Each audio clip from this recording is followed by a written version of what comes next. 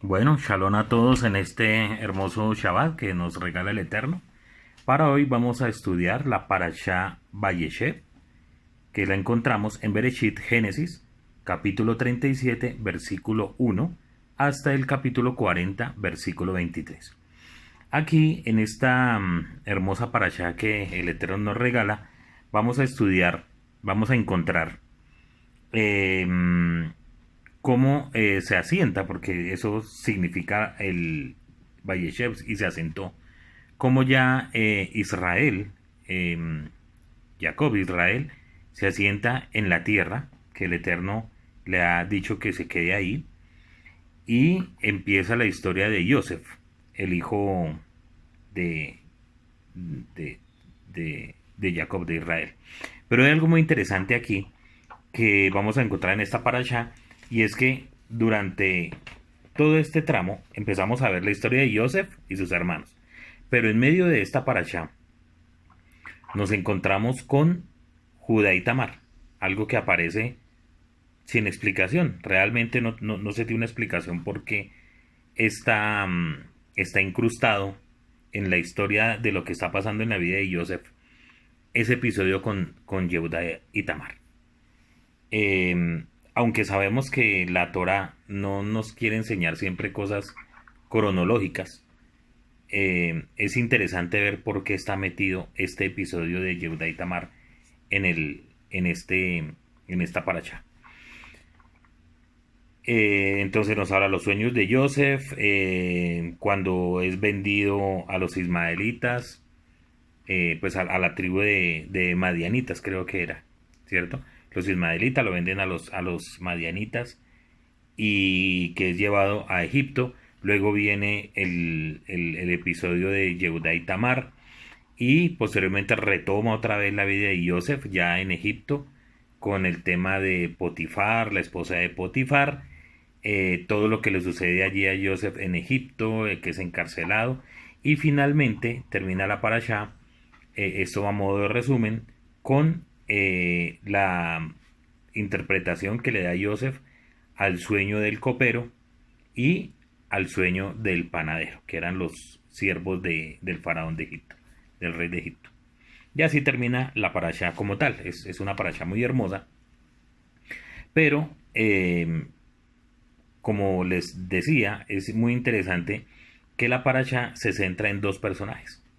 Y esos dos personajes son, por un lado, Joseph y por el otro lado, Yehuda.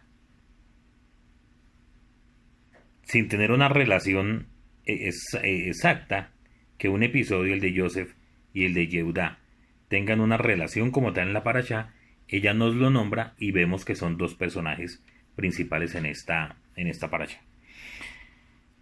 De ahí que también aprovechando que mañana iniciamos Hanukkah, y Hanukkah, como hemos venido eh, enseñando durante varios años, es la fiesta que nos invita a alejarnos de la asimilación y en buscar todos los días acercarnos más al Eterno y a guardar la Torah.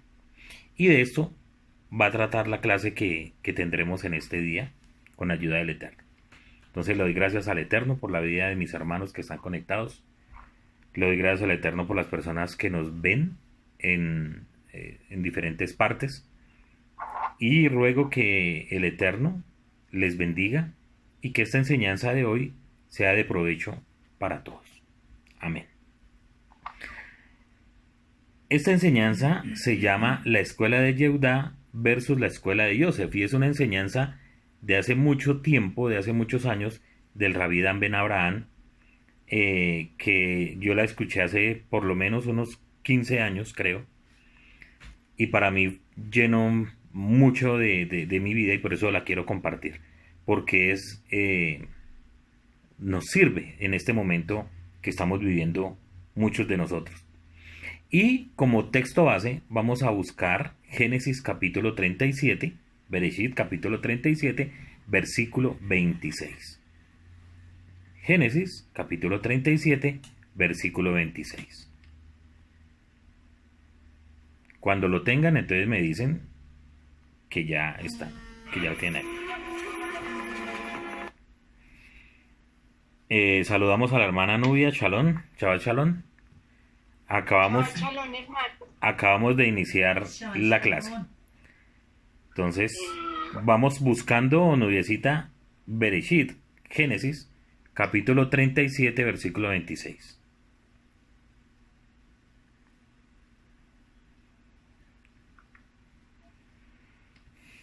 ¿Lo tienes? Sí. ¿Lo lees, por favor, en voz alta?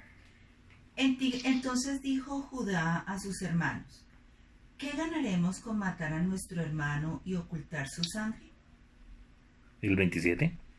Mejor vendámoslo a los ismaelitas y que nuestra mano no sea sobre él, porque es nuestro hermano y es nuestra misma carne.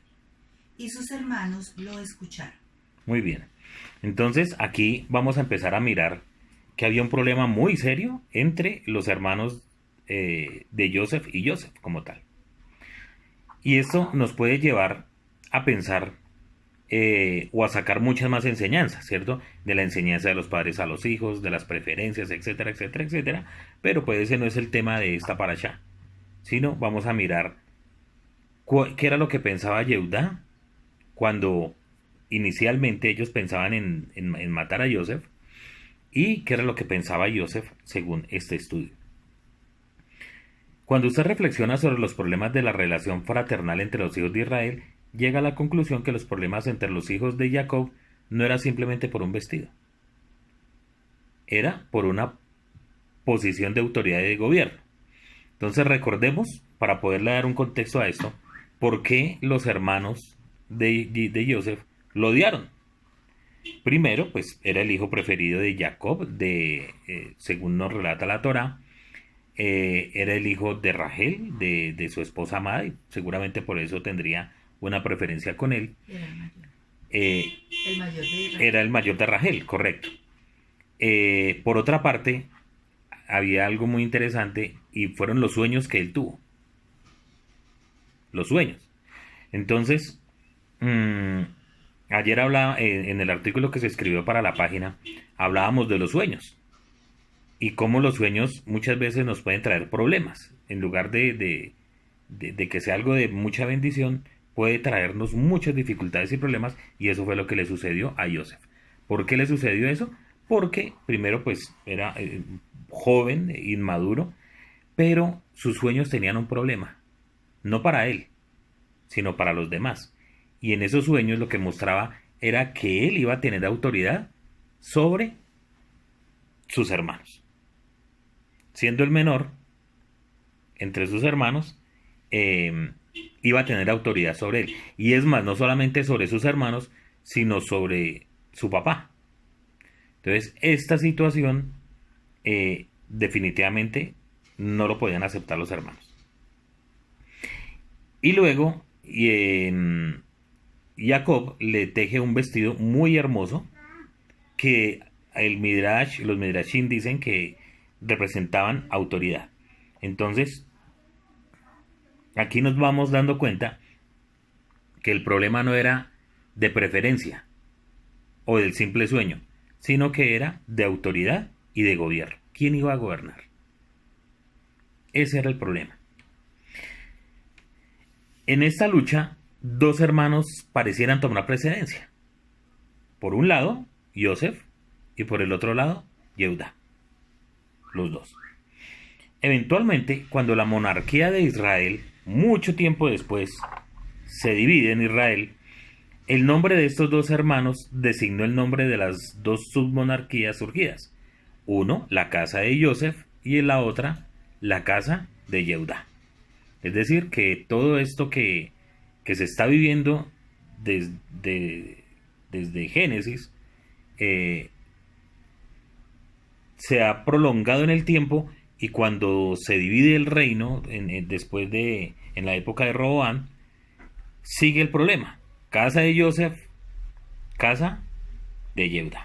Sí, casa de Joseph, que también es conocida como la casa de Efraín, de Efraín o de Israel. o de Israel. Y la otra es la casa de Judá. Imagínate, o sea, es decir, es tanto así que el nombre de Israel de su padre, se toma en ese reino, en el de Joseph, en la casa de Joseph, ¿sí? Las 10 tribus. De las 10 tribus, y por el otro lado está la casa de Yehuda.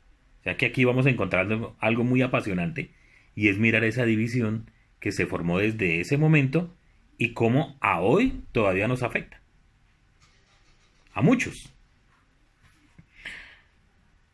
¿Cuál es la gran enseñanza que tenemos aquí y que tiene que ver con la redención final de nuestro pueblo? Joseph y Yehuda representan dos partes de un plan divinamente orquestado. Esto es muy importante verlo, y creo que al final de esta enseñanza se toca algo por encima. Sin embargo, yo quiero tocarlo en este momento. Y repito el tema. Joseph y Yehuda representan dos partes de un plan divinamente orquestado. Mucha gente se pregunta, bueno, ¿y por qué el Eterno permitió que Joseph fuera donde estaban los hermanos? Eso no tiene otra explicación, sino que el Eterno toma las circunstancias en... Qué pena con ustedes, pero tenemos por acá un vecino con la alarma del carro disparada. Les ofrezco disculpas por el ruido, pero vamos a tratar de no desconcentrarnos del tema.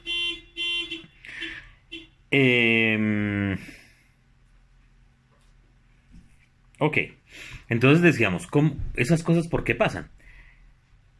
Y hay un personaje que aparece en esta parashá que es muy interesante uno analizarlo.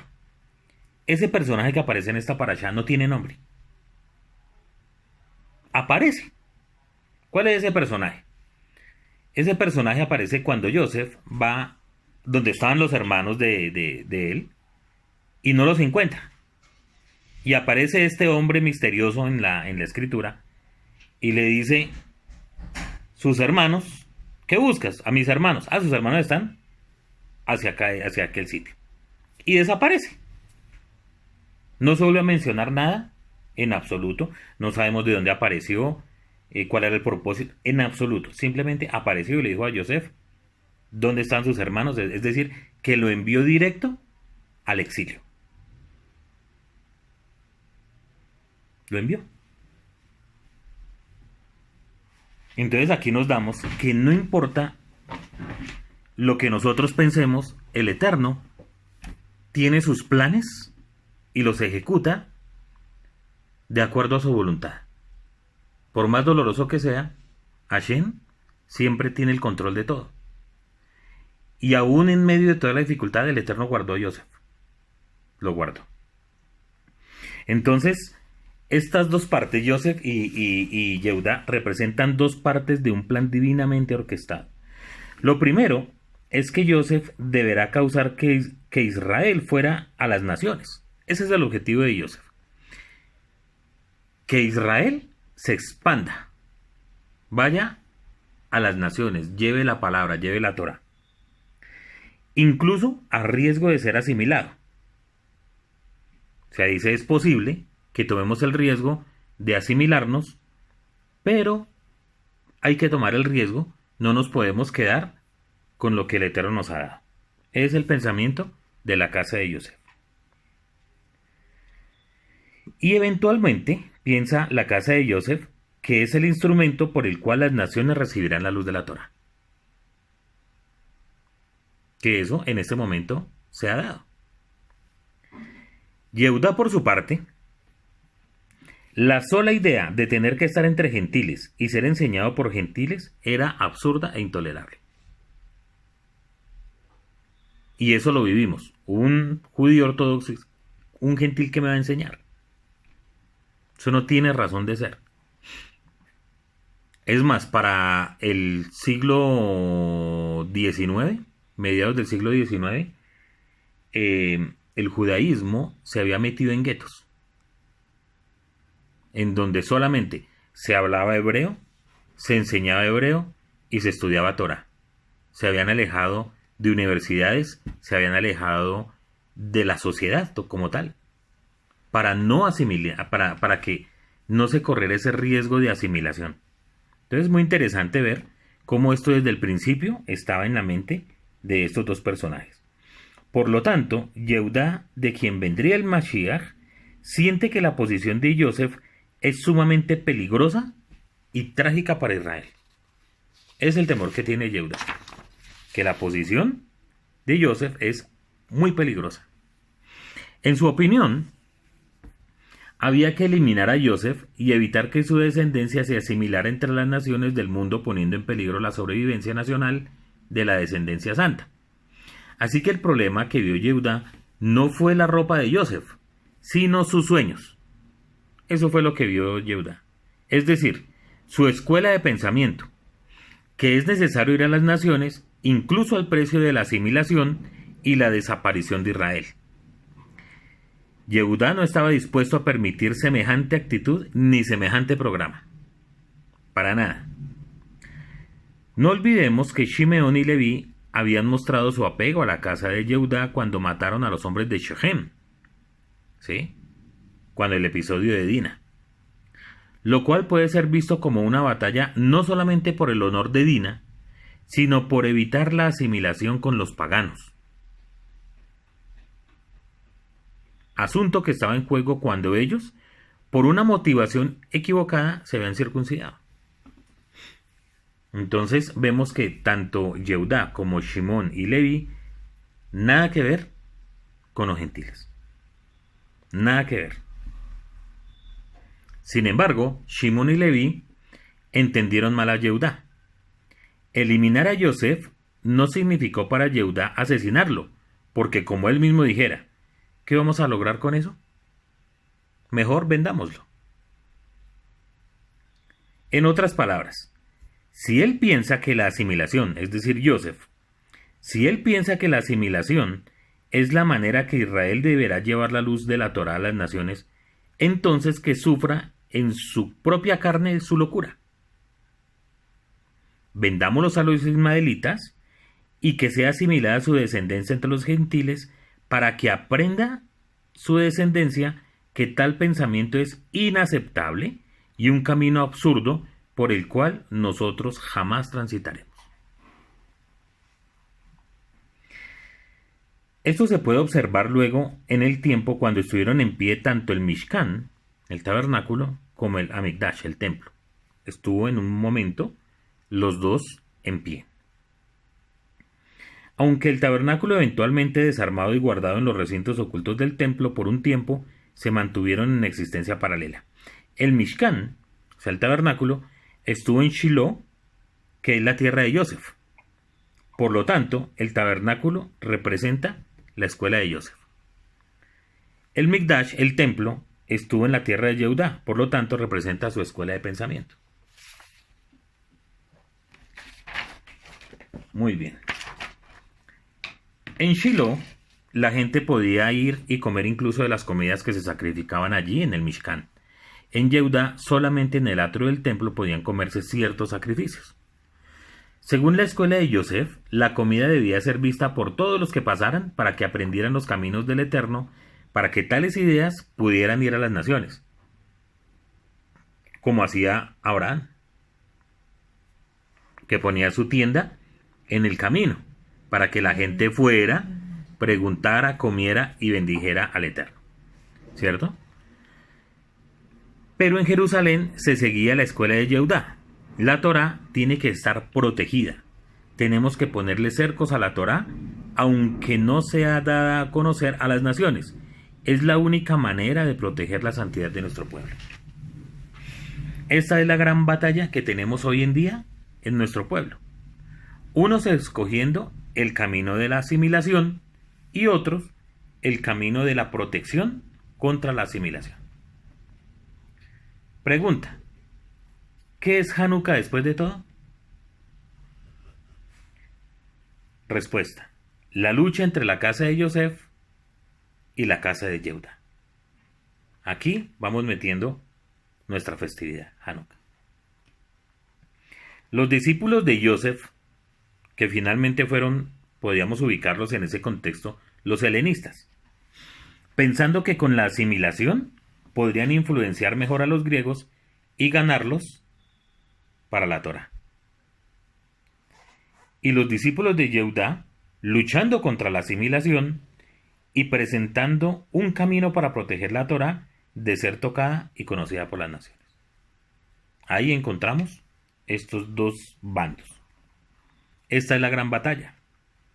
Sin embargo, debemos tener cuidado cómo estudiamos estas dos escuelas de pensamiento, porque si reflexionamos más profundamente, veremos que Yehudá no ha entendido bien a Yosef, pero Yosef tampoco ha entendido bien a Yehudá. O sea, el mismo problema de cómo inició esto, llegamos a los macabeos, llegamos a la época de Hanukkah y no se solucionó. Y si llegamos a hoy, estamos en las mismas. La escuela de Yosef no enseña que debemos asimilarnos entre las naciones, sino ir a las naciones, aún con el riesgo de asimilación. Es algo que puede suceder. Una cosa es aceptar la asimilación como medio para penetrar las naciones, y otra es ir a las naciones aun cuando haya el peligro de asimilación. Y eso es algo que debemos tener muy claro, porque muchas veces se toma el camino de la asimilación, y eso no es. No es ir mañana, pasado mañana, a celebrar Navidad y a vestirnos de Papá Noel para darle regalos de Hanukkah a los niños. No es eso. ¿Ir a asimilarnos? No. Es poder compartir con nuestras familias y enseñarles Torah, pero no necesariamente en esa fecha. Hay muchas más. Durante toda esta temporada hay oportunidades donde las familias se reúnen. Es el momento de uno poder compartir la Torah, de compartir algo nuevo, algo que la gente no sabe, y que vean esa otra parte. Pero no podemos hacer eso en medio del baile, en medio del trago, y al lado del arbolito y del pesebre, y asimilados totalmente. Eso es lo que plantea Yosef. Yosef no plantea asimilémonos. Él dice, vayamos a las naciones y podemos tener el riesgo de asimilarnos, pero vamos adelante. Muy interesante, ¿no? Por otro lado, debemos entender bien el pensamiento de Yehudá. No es proteger la Torá para que no llegue a las naciones. Ese no es el pensamiento de Yehudá.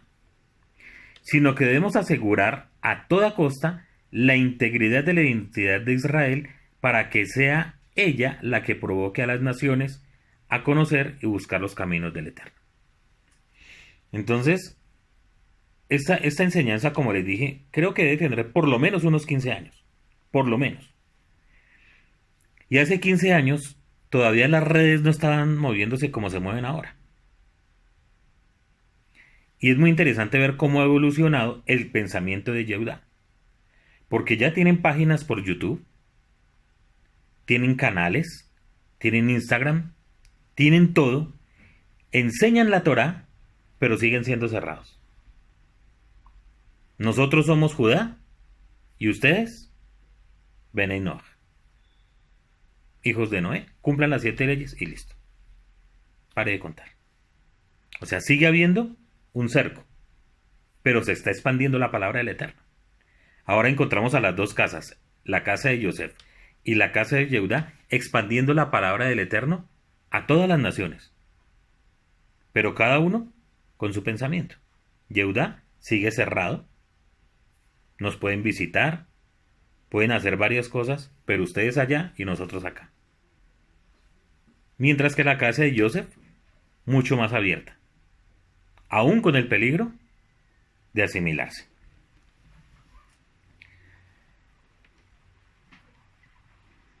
Se pregunta, ¿dónde encontramos la respuesta?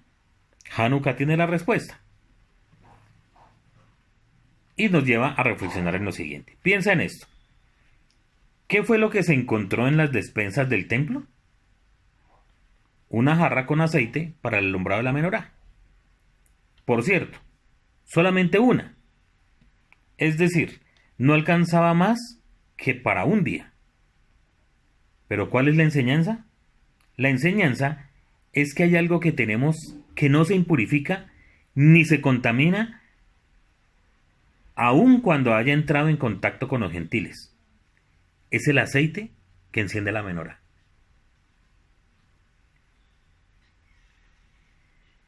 Si este aceite está presente, aun cuando los cirios lo hayan tocado, el aceite, por su alto grado de santidad, no se contamina por estar relacionado con los impíos.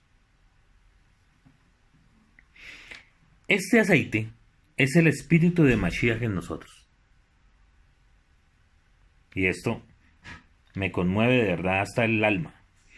Si tenemos el aceite que viene del que salió en Getsemaní, de la más alta calidad para el uso del templo, ese aceite, aun cuando tenga que entrar en contacto con los gentiles, no se contamina ni se asimila por su alto grado de santidad.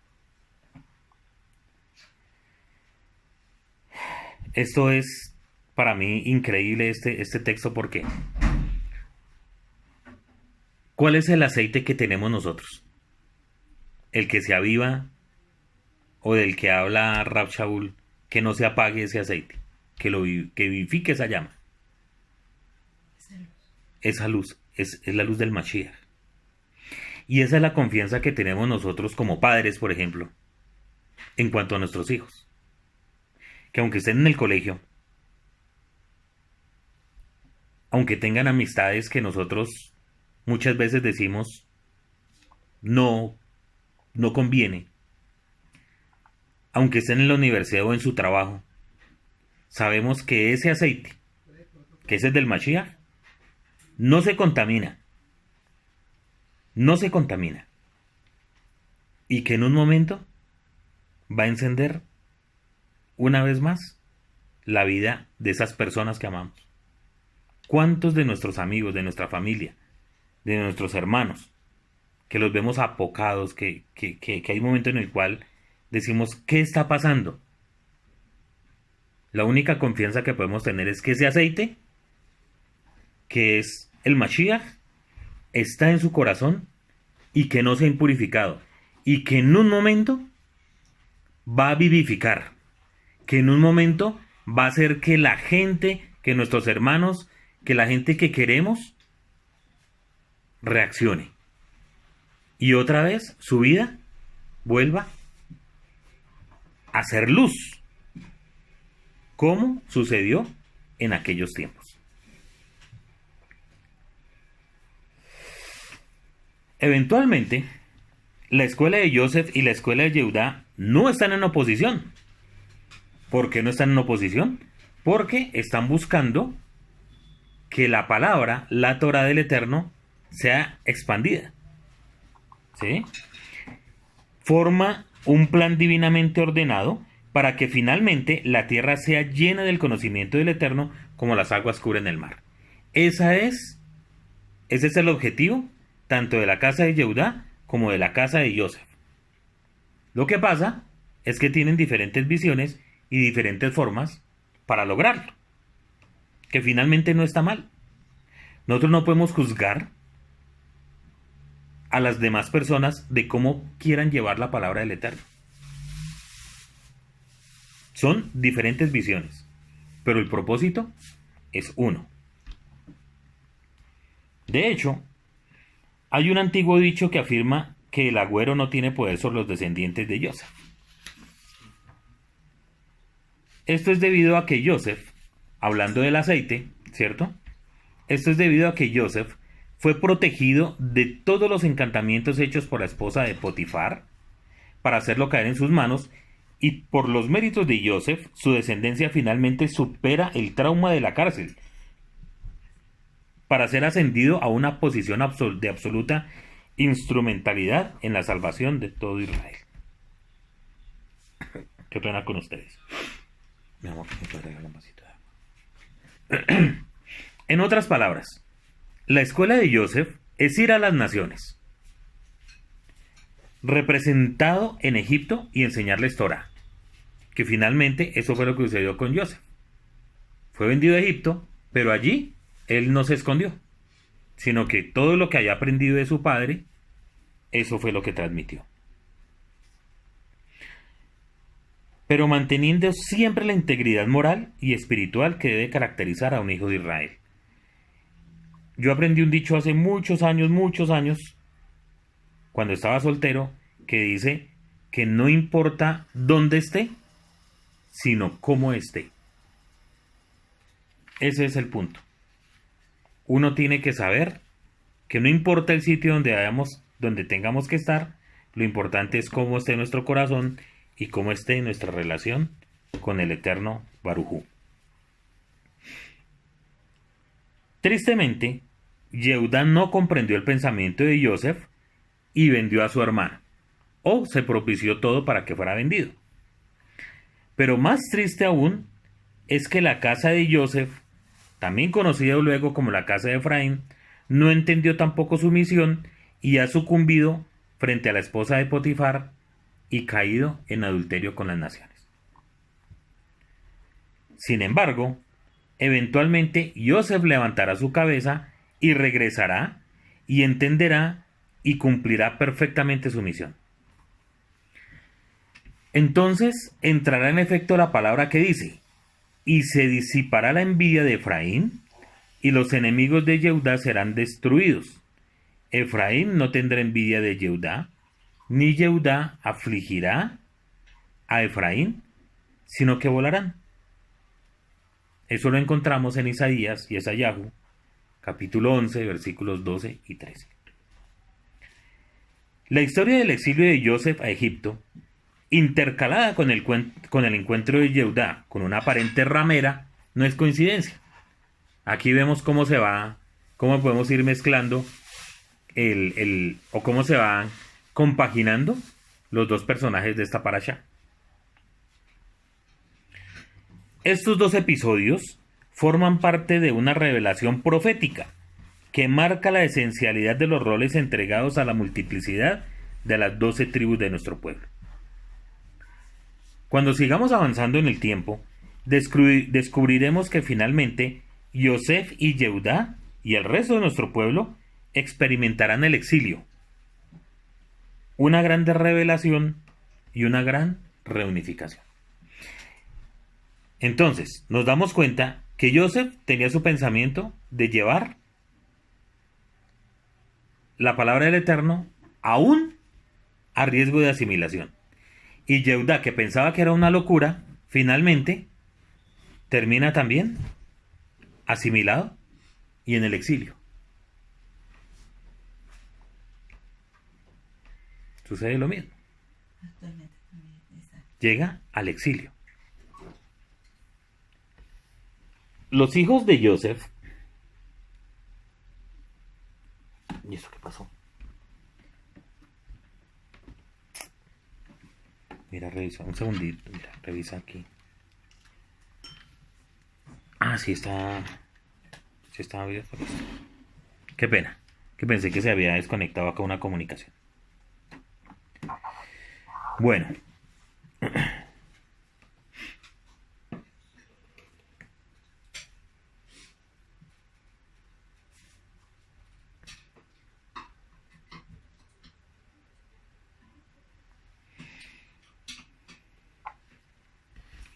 La historia del exilio de Yosef a Egipto. No, eso ya lo había dicho, qué pena. Cuando sigamos avanzando en el tiempo, retomo eso, descubriremos que finalmente Yosef y Yehudá y el resto de nuestro pueblo experimentarán en el exilio una gran revelación y una gran reunificación. Los hijos de Yosef, menor que Yehudá, que es mayor biológicamente que Yosef, tomando la herencia y yéndose con ella al exilio sin saber qué hacer con ella.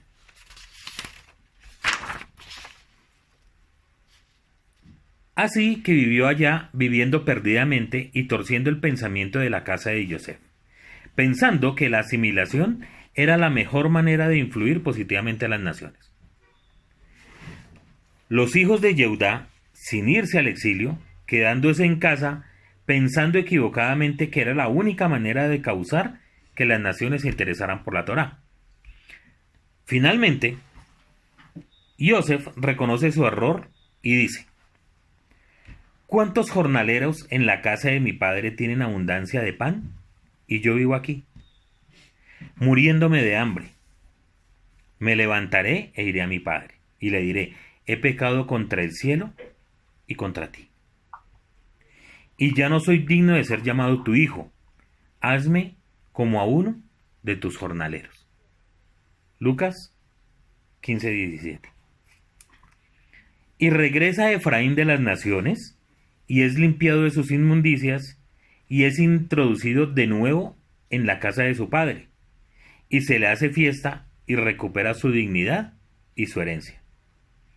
Pero Yehudá, el hermano mayor, cuando se entera de la vuelta de su hermano, se llena otra vez del odio antiguo. Y reconociendo la locura de su hermano de pensar que la asimilación era el camino, lo desconoce y no quiere entrar. O sea, como recordándole, yo le había dicho que eso estaba, ahora olvídese de todo. Hasta que escucha las palabras de su padre diciéndole, hijo, todo lo mío es tuyo. Pero era necesario hacer fiesta y regocijarnos, porque este tu hermano muerto era, y ha revivido, se ha perdido, y es hallado. Hay tres cosas que debemos puntualizar aquí. Primero, el regreso del hijo menor no es a su hermano, es a su padre. Desafortunadamente muchos que han regresado han retornado es al hermano. No al padre, sino al hermano. Y al irse al encuentro de su hermano, se pierde en la fiesta que está en la casa del padre. Por querer estar donde el hermano, se pierde la fiesta que ha preparado el padre. El lugar donde Efraín deberá encontrarse con Yehudá no es en el campo, es en la casa del padre. Segundo, la reunificación no se dará en el tiempo del primer encuentro con Yosef, sino en el segundo. Solamente Mashiach podrá convencer a Yehudá de la identidad de su hermano, de sus derechos y de la necesidad de hacer la fiesta. Solamente entonces Yehudá entrará y se verá frente a frente con su hermano Yosef. Esta vez ambos comprenderán, se perdonarán y serán unidos para siempre. Como está escrito en Ezequiel, capítulo 36, versículos 15 al 28. He aquí, yo tomo el palo de Yosef, que está en la mano de Efraín, y lo juntaré con el palo de Yehudá, y los haré un solo palo, y serán uno en mi mano. Y, ¿señora? 36, 15, 28. Y nunca más serán dos naciones, ni nunca más serán divididos en dos reinos. Y los limpiaré y me serán por pueblo. Y tendrán un solo pastor, y andarán en mis preceptos, y mis estatutos guardarán, y los pondrán por obra, y pondrán mi santuario entre ellos para siempre. Esa es la promesa que el Eterno tiene para esas dos casas, para esas dos grandes casas. Y tercero, la presencia de Mashiach. Mashiach es la manifestación de la presencia del Eterno en medio de los hijos de Israel. De hecho, según la profecía, uno de los nombres del Mashiach, es decir, una de sus asignaciones proféticas, viene dada por el calificativo de Immanuel. Immanuel, que significa Hashem con nosotros. El espíritu de Mashiach es la representación de la Shekinah en medio de nosotros. Y esto se hace evidente en nuestra parashá. Si miramos cuidadosamente, en Génesis 13:12 se dice, después fueron sus hermanos a apacentar las ovejas de su padre en Shechem. En el texto hebreo, antes de Shechem, de Siquem, aparece la Aleph y la Tab juntas, formando la palabra Et. ¿Sí? Pero esa palabra Et no tiene traducción en el hebreo. No se conoce. Los sabios de nuestro pueblo han notado que Et es una palabra innecesaria para entender el versículo, pero que es necesaria por una razón muy más poderosa. Sin embargo, en esta ocasión, et viene con dos marcas encima. En su sentido simple, esto podría indicar otra manera de leer el texto bíblico, pero en un sentido profético significa otra cosa. En el judaísmo, esta et, con dos puntos encima, significa que la presencia divina, representada en la Aleph y la Tav de et, estaba con ellos aún en el momento cuando finalmente vendieron a Joseph a Egipto. Eso lo encontramos en el Zohar, que habla de este tema en Bereshit 37. En otras palabras, ellos estaban enviando a Joseph al exilio, pero el espíritu de Mashiach estará con Joseph en el exilio hasta causar su retorno. Por eso les decía al inicio de esta enseñanza que nada es al azar. Ese personaje que apareció y que le dijo a Joseph hacia dónde tenía que tomar, lo envió al exilio. Pero en el exilio, el Eterno siempre acompañó a Joseph. Para terminar, cerraremos con lo que dijo nuestro rey. No soy enviado sino las ovejas perdidas de la casa de Israel. Y también dijo, vayan a las naciones y háganme discípulos en todas las naciones. Y también dijo, he aquí, yo estoy con vosotros todos los días hasta el fin de esta edad presente. Shabbat Shalom.